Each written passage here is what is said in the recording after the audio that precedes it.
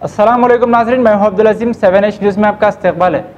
Medchal district Quthbullapur मंडल में तेलंगाना के 4 साल मुकम्मल होने पर लोगों ने खुशियां मनाया। इस मौके पर Quthbullapur MLA KP Vivekanand, MLC Shambhipur Raju ने तिरंगा लहराया। आइए देखते हैं इस मामले पर हमारे नुमाइंदे अनवर की ये रिपोर्ट।